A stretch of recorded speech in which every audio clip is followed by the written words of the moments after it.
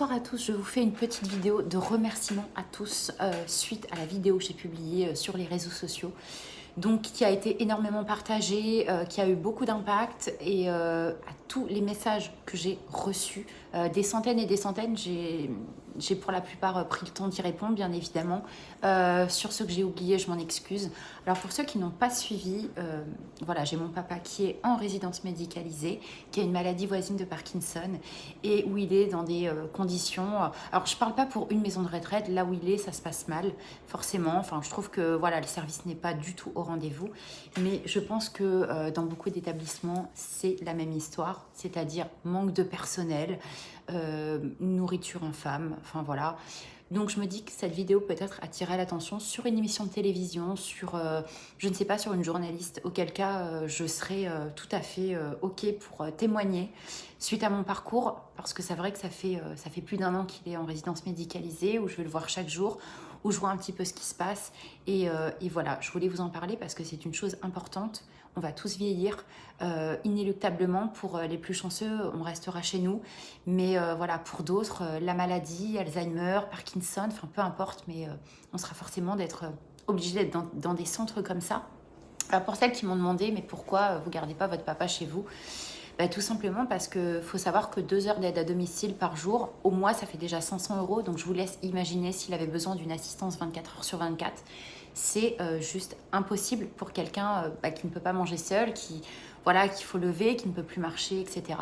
C'est très très compliqué et c'est ce que j'aurais préféré bien évidemment, mais voilà, c'est juste impossible. Donc en fait, je lutte pour quoi? Je lutte pour je ne sais pas s'il y a une loi là-dessus.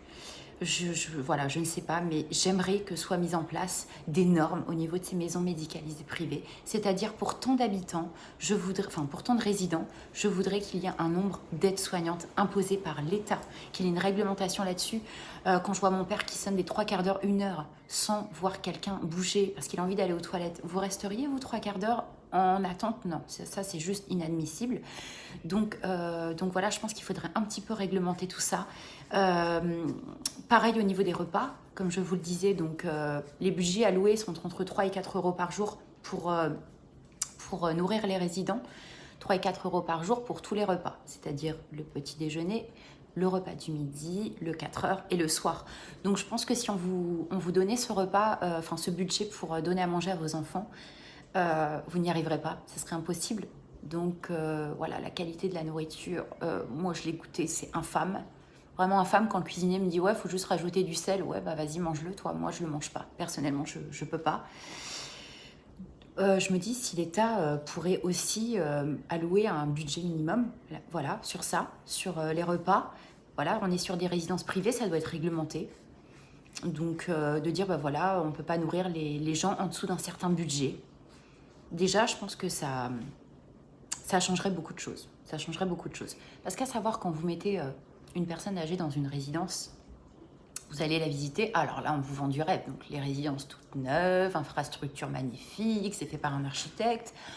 Moi je me rappelle, il y avait une super terrasse dehors et j'avais demandé, on m'avait dit oui, oh, des fois ça peut arriver qu'ils mangent dehors. Bah écoutez, ça fait 1 an et même avant, parce que je parle avec tout le monde là-bas, avec tous les résidents, mais ils n'ont jamais mis le nez dehors, jamais. Ils ont pris un repas dehors, mais pour le moral en fait, pour une personne qui est seule, qui n'a pas de visite, ça lui ferait peut-être du bien, mais voilà, ça c'est des choses, se méfier lors des visites, parce que même au niveau animation, hein, des programmes d'animation, moi dans l'établissement de mon papa, j'en ai vu aucune d'animation, hein. Il y a peut-être une photo par-ci par-là, une animation qui a été faite dans l'année, ouais, mais bon, enfin le temps est long. Après, j'incrimine pas, attention, je n'incrimine pas non plus les aides-soignantes, parce qu'elles font ce qu'elles peuvent. Donc dans le lot, il y en a franchement qui devraient changer de métier, par contre, qu'on n'a rien à foutre de ce qu'elles font, de ce que j'ai vu, moi en tout cas pour ma part, qui devraient voilà, vraiment changer d'orientation, parce que je sais pas, on peut pas des fois parler comme ça à des gens, c'est des êtres humains, personnes âgées ou malades, mais il y en a qui font un boulot formidable. Je parle de quelques-unes et elles se reconnaîtront, mais avec les patients, voilà. Moi, quand je vois que les patients attendent avec impatience justement l'arrivée de ceux dont je vous parle, bah oui, elle travaille demain, je suis trop contente, elle sera là. Ils sont tout contents, mais alors malheureusement, cette aide-soignante, ils ont décidé de la transférer dans un autre bâtiment. voilà, de la laisser plus en mi-temps, elle sera beaucoup moins là. Peut-être, allez, quelques jours par mois. Donc, je suis allée voir le directeur, je lui ai dit, vous faites une grosse erreur, tout le monde l'adore, tout le monde est attaché à cette personne, il faut pas la muter à côté, pourquoi vous faites ça?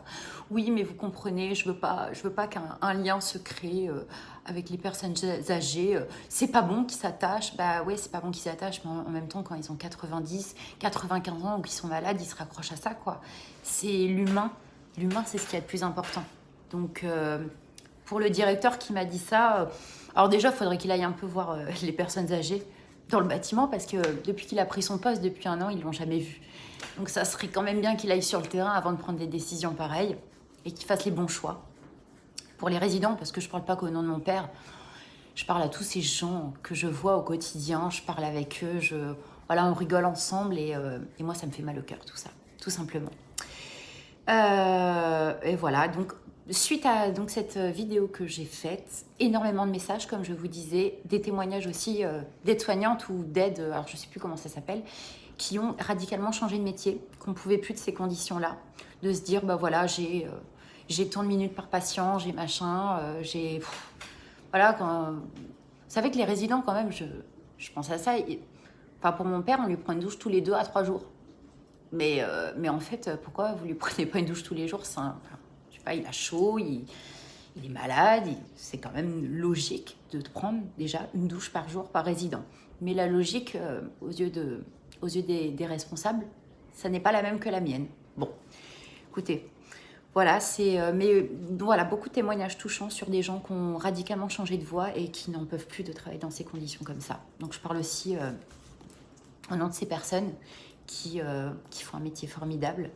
Et voilà, c'était vraiment touchant. Et moi, pour ma part, je sais que les personnes, soit en fin de vie ou atteintes de maladie, ou peu importe, ce qu'elles ont besoin, c'est de parler, en fait. Oui, qu'on s'occupe d'elles aussi, mais elles ont besoin de temps pour passer avec eux, parce que les familles, souvent, elles habitent loin. Alors moi, j'ai la chance de pouvoir aller voir mon papa tous les jours, mais c'est pas le cas de tout le monde, malheureusement. Et je comprends, elles ont des obligations, elles ont tout ça. Donc, on compte aussi sur le personnage, sur le personnel, sur place, pour créer aussi ces liens-là. Donc voilà, je crois que je vous ai tout dit, en espérant que voilà, les partages fassent bouger les choses et qu'on s'unisse tous ensemble pour lutter contre ça. Je vous aime très fort et je vous souhaite une bonne soirée. Bisous à tous.